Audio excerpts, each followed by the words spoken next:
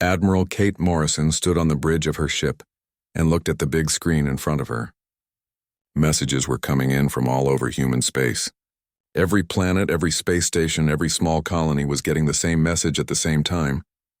The message was simple and scary. The Galactic Empire wanted all humans to give up right now or they would destroy everything. Kate was not scared. She was excited. This was the day humanity had been waiting for. Her hands moved over the control panel as she sent out orders to every human ship in the solar system. The orders were short but clear. Get ready. The enemy is coming. On Earth, General Jake Sullivan was deep underground in a big military base. His face had a big smile on it. Around him, his people were working fast and talking in low voices. They were getting ready for something they had planned for a very long time. Jake felt good about what was coming. Humanity had been preparing for this fight for 300 years. The Empire thought they knew everything about humans. They thought humans were young and weak. They thought Earth was just one small planet with no real power. The Empire had beaten 47 other worlds before. They always used the same plan. Send a big fleet, destroy everything that fights back, then take over. But the Empire did not know that humans had been watching them for a very long time. Human spies had been living in Empire space for years. They studied how the Empire fought. They learned about Empire ships and weapons. They found out what the Empire was good at and what they were bad at. Dr. Elena Rodriguez had spent her whole life studying alien technology. She worked in a secret lab on the moon. Her team took apart every piece of Empire technology they could get. They learned how Empire computers worked. They found ways to break Empire shields. They discovered that Empire weapons had problems that no one else knew about. Commander Ryan Carter had been training soldiers for 20 years. He did not teach them to fight like other armies. He taught them to fight like humans. He showed them how to hide, how to move fast, how to hit the enemy where they did not expect it. His soldiers learned to think for themselves instead of just following orders. The Empire messenger was a tall alien made of crystal. His name was Zephyrix. He came to Earth in a big ship and demanded to speak to human leaders. Zephyrix was proud and mean. He talked to humans like they were stupid children. He told them they had one day to give up, or his fleet would destroy every human city. Zephyrix did not understand humans at all. He thought fear would make them give up. He thought showing them pictures of destroyed worlds would make them weak. But when human leaders looked at those pictures, they did not feel fear. They felt angry. They felt ready to fight. General Sullivan gave Zephyrix an answer for all of humanity. He looked at the crystal alien and smiled. He said humans would never give up. He said the Empire could try to destroy them if they wanted. He said humans had been waiting for this fight. Zephyrix was shocked. No one had ever said no to the Empire before. Every other planet had given up right away when they saw how big the Empire fleet was. But humans were different. They were not scared. They were happy. The alien messenger left Earth very angry. He sent a message to his leaders telling them humans would not give up. The Empire leaders were surprised but not worried. They had destroyed tougher enemies before. They told their biggest fleet to go to Earth and end this quickly. Captain Lisa Parker was in charge of watching the edge of the solar system. Her job was to see the Empire fleet coming and warn everyone. She had special ships that could hide from enemy sensors. These ships had been waiting in the dark, cold space for months. When the Empire fleet arrived, Lisa was ready. She counted 2,000 big ships. Each ship was huge and covered with weapons. It was the biggest war fleet anyone had ever seen. But Lisa was not scared. She smiled and sent a message to Admiral Morrison. The enemy was here. The real fight could begin. All across human space, people got ready for war. But they were not running away or hiding. They were getting weapons ready. They were checking their computers. They were making sure their traps would work. Humans had been planning this day for longer than most people had been alive.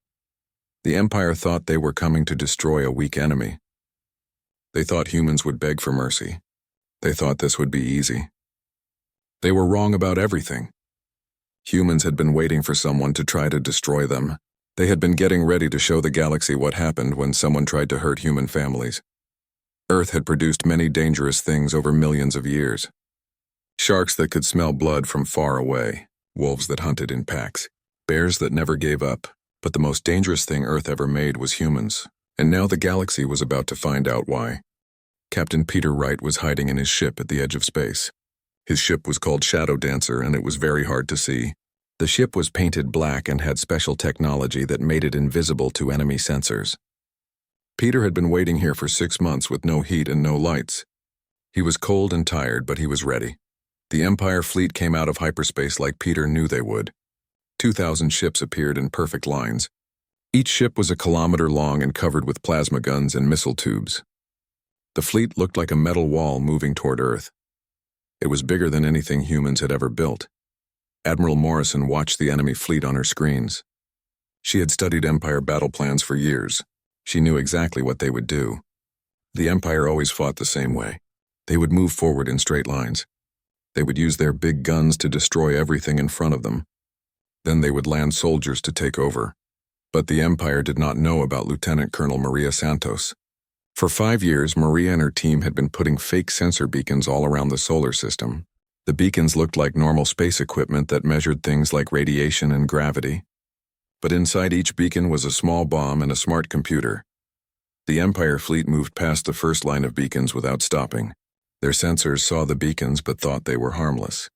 The Empire ships kept flying toward Earth in their perfect formation. They were proud and confident. They had no idea they were flying into a trap. Maria was sitting in a control room deep under the moon. She watched the Empire fleet move between her beacons. When the last enemy ship passed the right spot, she pressed a button. All across the solar system, hundreds of small bombs exploded at the same time. The explosions started at the back of the Empire fleet and moved forward like falling blocks. The bombs were not big enough to destroy the huge Empire ships, but they were strong enough to break their shields and damage their sensors. Half the Empire fleet suddenly could not see or talk to each other. The Empire fleet tried to figure out what happened. Their captains shouted orders, but their communication systems were broken.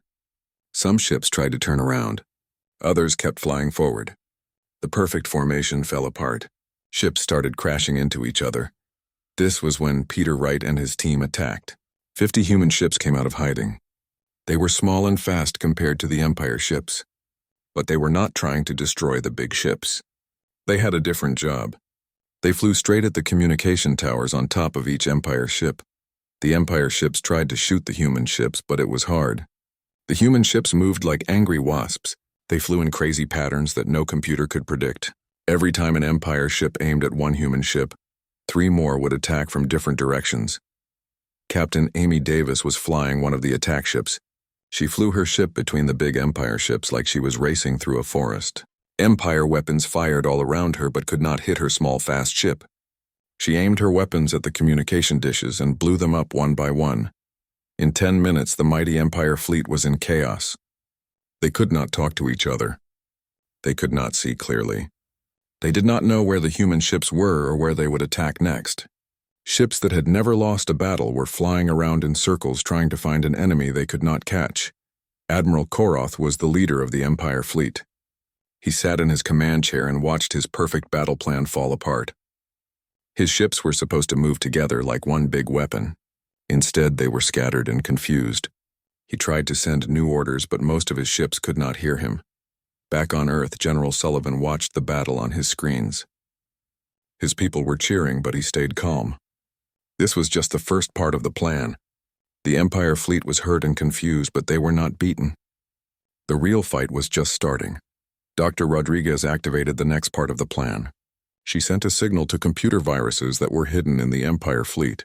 These viruses had been waiting inside Empire computers for years. Human spies had put them there during peacetime.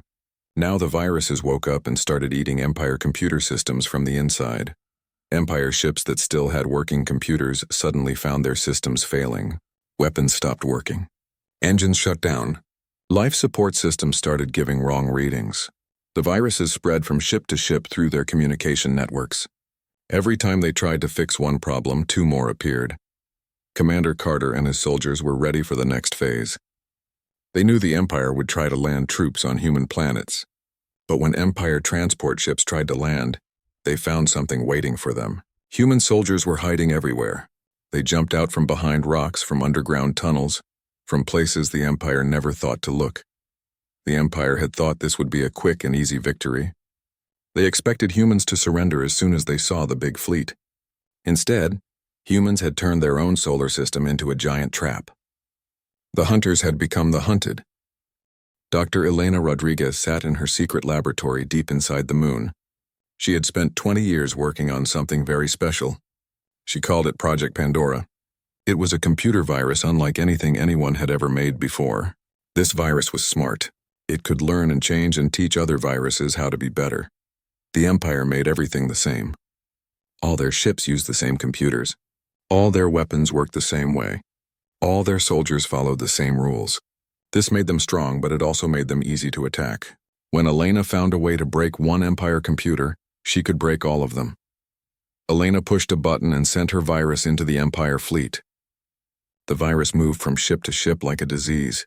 But this was not a normal virus that just broke things. This virus watched how Empire computers tried to stop it. Then it learned how to break those defenses. Then it taught other copies of itself the new tricks. Commander Ryan Carter was leading his soldiers in a very different kind of fight. His unit was called the Ghost Division. They did not have the biggest guns or the strongest armor. Instead, each soldier had weapons that could change into different tools. They had suits that could change color to match anything around them. Most important, they could think for themselves. Empire soldiers were trained to fight in open space where they could use their big weapons and heavy armor. But Ryan's soldiers fought in tunnels and caves and small spaces. They appeared from air vents. They hid behind rocks. They attacked and then disappeared before the Empire soldiers could fight back. Sergeant Amy Davis and her squad were fighting on the moon. The Empire had landed 1,000 soldiers there. They expected to take over the human moon base in a few hours. But Amy had turned the mining tunnels into a maze of death. The tunnels went in all directions. Some led nowhere. Some had traps. Some had hidden doors. Empire soldiers wore big armor that made them strong but slow. The armor was too big for the small tunnels. When they tried to chase Amy's soldiers, they got stuck. When they tried to use their big weapons, the tunnels were too narrow. Amy's soldiers knew every tunnel and every hiding place. Captain Tony Mitchell had the strangest job of all. He was not fighting with weapons. He was fighting with words.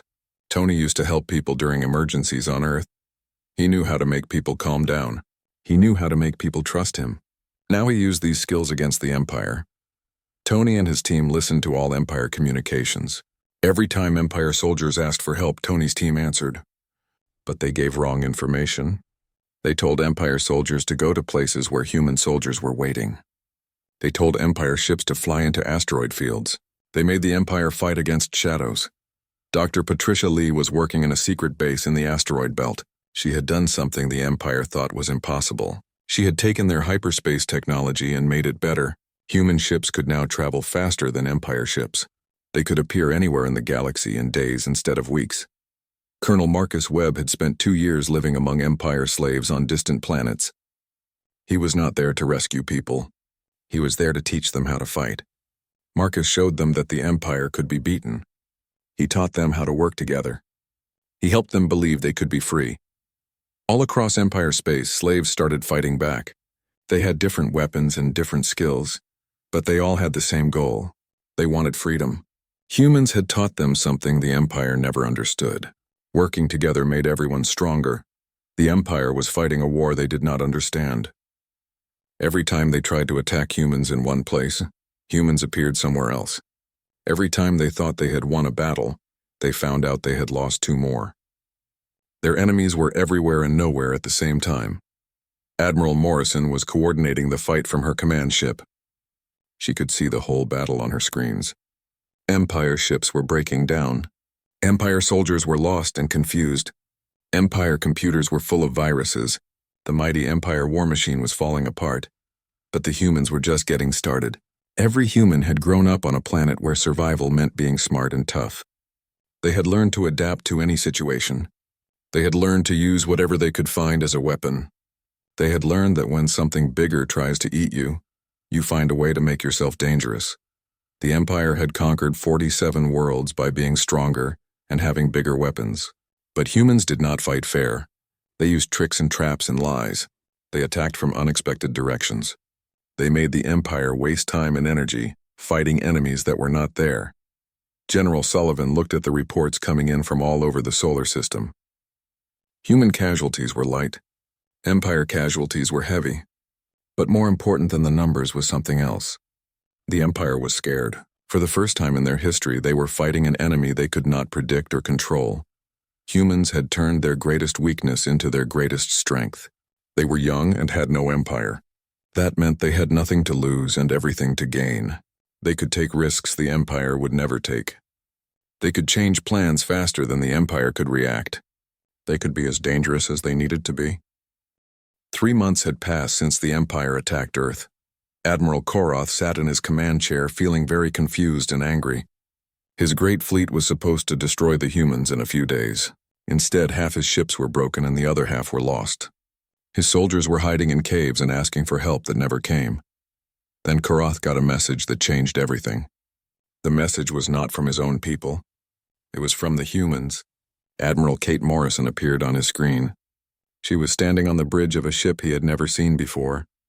Behind her were officers wearing uniforms that looked strange. Some parts looked like Empire uniforms. Morrison smiled at Koroth, but her eyes were cold. She said they needed to talk about ending the war. But she did not want to meet in the solar system. She wanted to meet in the Centauri system, or maybe near Vega. Or perhaps they could meet in orbit around Zephyros Prime, the Empire homeworld. Koroth felt like someone had hit him in the stomach. How did humans know about those places? How could they get there? Those systems were deep in Empire space. They were protected by hundreds of defense stations and thousands of ships. It should have been impossible for humans to reach them. But the humans had not just reached Empire space. They were fighting there. All across the Empire, worlds were reporting attacks. Ships were disappearing. Space stations were going dark. Slave colonies were rising up in rebellion. The humans were not just defending Earth. They were attacking the Empire everywhere at once. Colonel Marcus Webb had spent years preparing for this moment. He was not just on one Empire world. His people were on dozens of worlds. They had been living there as slaves and workers and traders. But they were really spies and soldiers. When the war started, they all began fighting at the same time. Marcus had learned something important about the Empire slaves. They were not weak. They were not stupid. They just needed someone to show them how to fight. Marcus taught them to work together. He showed them that many small attacks could hurt the Empire more than one big attack. On the mining world of Xerion, a group of slaves had taken over the main computer center. On the farming world of Altus, workers had destroyed the food storage facilities. On the factory world of Mechanus, builders had turned their construction equipment into weapons. Every world had a different plan, but they all had the same goal. Dr. Patricia Lee was leading the space attacks. Her new hyperspace technology let human ships move faster than anyone thought possible. A human ship could attack an Empire base, disappear, and then attack another base on the other side of the galaxy the same day. Captain Lisa Parker was now commanding a fleet of captured Empire ships. Human engineers had figured out how to use Empire technology better than the Empire did. They removed the heavy armor and big weapons. They added human computers and human engines. The result was ships that were faster and smarter than anything the Empire had. The Empire tried to send reinforcements to protect their important worlds. But every time they moved ships from one place, humans attacked somewhere else. The Empire had to choose between protecting their homeworlds and protecting their supply lines. They could not do both. Captain Tony Mitchell was running the biggest trick operation in galactic history. He and his team had taken over entire sections of the Empire communication network. When Empire commanders asked for orders, Tony's people gave them orders. But the orders sent Empire ships to the wrong places or made them fight each other. The Empire thought they were fighting one small planet. Instead, they found themselves fighting an enemy that was everywhere and nowhere. Human ships appeared out of empty space, attacked and vanished. Human soldiers popped up on worlds the Empire thought were safe. Human viruses ate Empire computers from dozens of different directions.